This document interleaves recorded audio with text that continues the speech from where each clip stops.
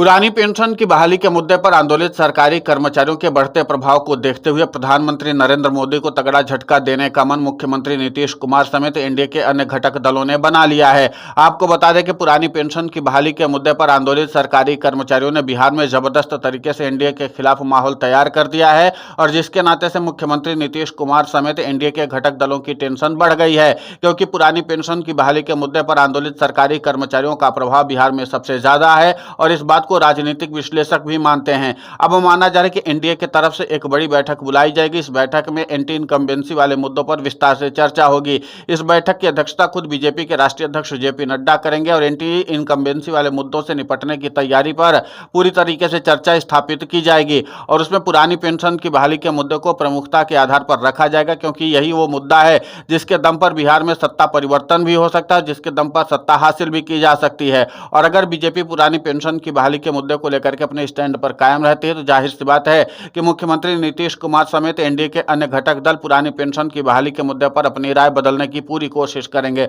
और संभव है कि फिर एनडीए से अपना अलग रास्ता भी अख्तियार करने की कोशिश करेंगे, क्योंकि पुरानी पेंशन की बहाली के मुद्दे पर आंदोलित सरकारी कर्मचारियों ने एक नीति साफ कर दी है कि अगर उनके पुरानी पेंशन की बहाली के मुद्दे पर सरकार विचार नहीं करती है और पुरानी पेंशन की बहाली के साथ साथ यूपीएस और एनपीएस को सिरे से खारिज नहीं करती तो जाहिर सी बात है कि सरकारी कर्मचारी बिहार में वोट की चोट करने के लिए तैयार हैं और इस वोट की चोट के जरिए सीधे सीधे सरकारी कर्मचारी सत्ता परिवर्तन करने की कवायद में आगे भी बढ़ने की तैयारी कर चुके हैं। इसलिए महागठबंधन की ओर से लगातार पुरानी पेंशन की बहाली के मुद्दे पर आंदोलित सरकारी कर्मचारियों को हवा देने की कवायद की जा रही है और इन सबके बीच मुख्यमंत्री नीतीश कुमार को भी इंटरनल सर्वे में इस बात की जानकारी मिल चुकी है कि एनडीए के खिलाफ बिहार में इस बार जबरदस्त तरीके से माहौल है और कोई भी फैक्टर काम करने वाला नहीं है, बल्कि बिहार में इस बार कर्मचारी फैक्टर सिर चढ़ करके बोलेगा, क्योंकि पुरानी पेंशन की बहाली के मुद्दे पर आंदोलित सरकारी कर्मचारियों की तादाद सिर्फ उतनी ही नहीं है जो पुरानी पेंशन की बहाली के मुद्दे पर आंदोलित हैं, बल्कि सीएपीएफ के जवानों के साथ साथ अन्य सरकारी कर्मचारियों का जो वर्ग है वो भी पुरानी पेंशन की बहाली के मुद्दे पर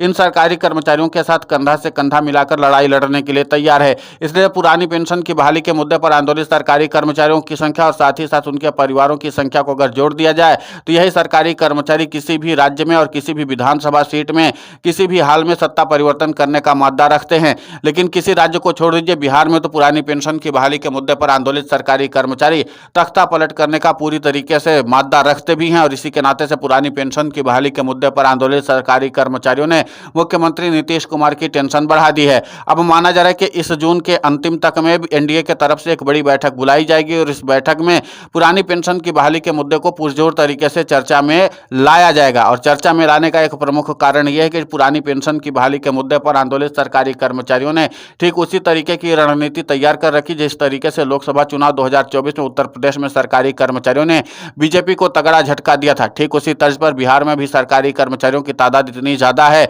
अगर यहां पर भी उत्तर प्रदेश वाला फॉर्मूला लागू कर देते हैं तो बिहार में भी सत्ता परिवर्तन करने का प्रमुख कारण यही पुरानी पेंशन की बहाली के मुद्दे पर आंदोलित सरकारी कर्मचारी ही बन सकते हैं। और उत्तर प्रदेश में जब बीजेपी को झटका लगा था तब पुरानी पेंशन की बहाली के मुद्दे को समीक्षा बैठक में पुरजोर तरीके से उठाया गया था और इसमें इस बात का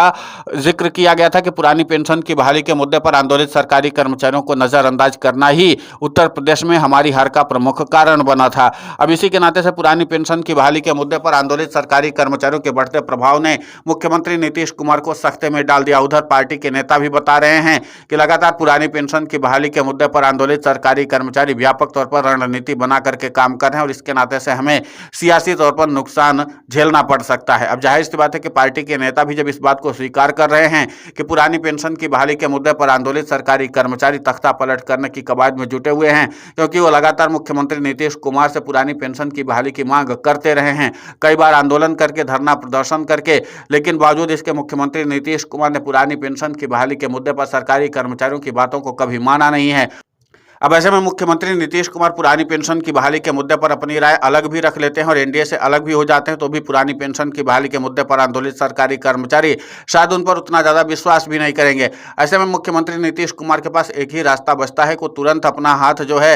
एनडीए से छुड़ा करके और सीधे सीधे महागठबंधन के साथ हाथ मिला लें और अगर ऐसा वो नहीं करते तो जाहिर सी बात है कि उनको सियासी तौर पर भारी नुकसान उठाना पड़ सकता है और इस बात की तस्दीक पुरानी पेंशन की बहाली के मुद्दे पर आंदोलित सरकारी कर्मचारियों ने भी कर दिया है क्योंकि अब कोई भी पैंतरेबाजी के जरिए पुरानी पेंशन की बहाली के मुद्दे पर आंदोलित सरकारी कर्मचारियों को अपने साथ लाया नहीं जा सकता। आपको बता दें कि पुरानी पेंशन की बहाली के मुद्दे पर आंदोलित सरकारी कर्मचारी मुख्यमंत्री नीतीश कुमार पर तब भड़क उठे थे जब उनके समर्थन से केंद्र की मोदी सरकार बनी। उसके बाद भी केंद्र की मोदी सरकार ने यूनिफाइड पेंशन स्कीम को जारी रखा और उसी यूपीएस के जरिए पुरानी पेंशन की बहाली के मुद्दे पर आंदोलित सरकारी कर्मचारियों का मुद्दा एक बार फीका भी पड़ा था। इसीलिए इस बार पुरानी पेंशन की बहाली के मुद्दे पर आंदोलित सरकारी कर्मचारियों ने अपनी रणनीति साफ कर दी है कि बिहार में तख्ता पलट करने के कवायद में काफी आगे बढ़ चुके हैं और इसके नाते से मुख्यमंत्री नीतीश कुमार को भी अब खामियाजा भुगतना पड़ जाएगा। तो जाहिर सी बात है कि अगर एनडीए के साथ हुई बैठक में मुख्यमंत्री नीतीश कुमार को संतोषजनक जवाब बीजेपी के तरफ से नहीं दिया जाता, खासकर बीजेपी के राष्ट्रीय अध्यक्ष जेपी नड्डा की ओर से, तो फिर मुख्यमंत्री नीतीश कुमार अन्य विकल्पों पर चर्चा कर सकते हैं। क्योंकि जाहिर सी बात है कि अगर पुरानी पेंशन की बहाली के मुद्दे पर आंदोलित सरकारी कर्मचारियों ने अपना प्रभाव दिखाया